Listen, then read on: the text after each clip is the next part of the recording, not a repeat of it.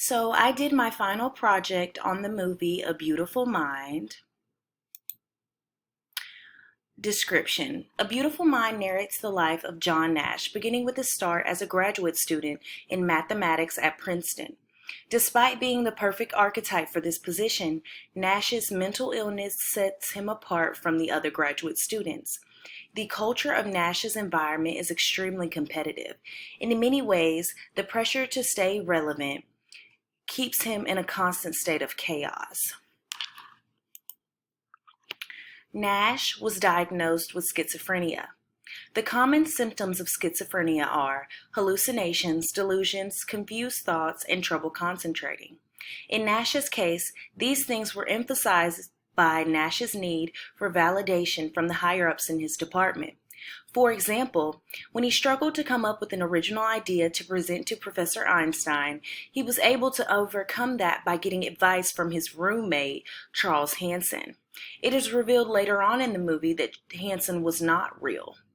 In mid-20th century, when A Beautiful Mind was set, mental illness was still viewed as a taboo. Moreover, doctors were willing to employ forms of treatment that would be considered unethical now. However, Nash did visit a therapist to be diagnosed. While Nash did receive diagnosis and treatment, some other cultures still view mental illness as a hoax. Evidence.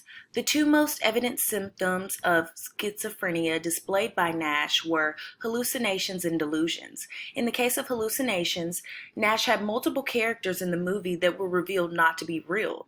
The first was Charles Hanson, which was Nash's lively roommate, who he considered to be his best friend. After his major breakthrough at Princeton, Nash met William Parcher. Parcher claimed to be one of the higher-ups at Wheeler Labs. However, he was revealed to not be real as well. John's most prominent delusion was thinking that he ended the war and that the Russians were out to get him, and that was the delusion that Parcher was supporting.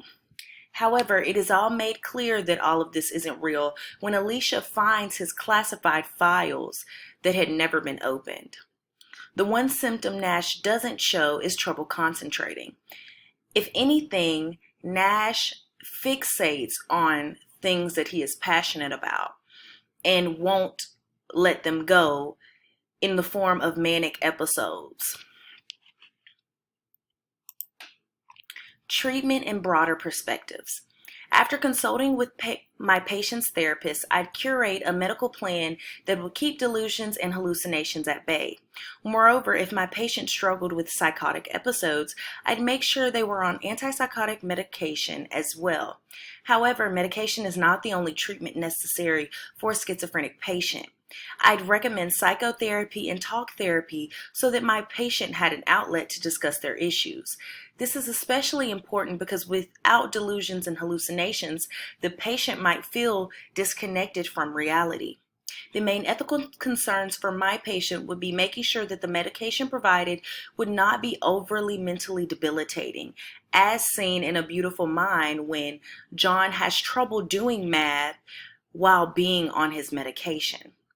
I think that schizophrenia was portrayed as something you can't necessarily recover from, and I don't believe that to be true. Overall, these types of depictions create a strong cultural belief that people with mental illnesses are just crazy, and that belief system is dehumanizing.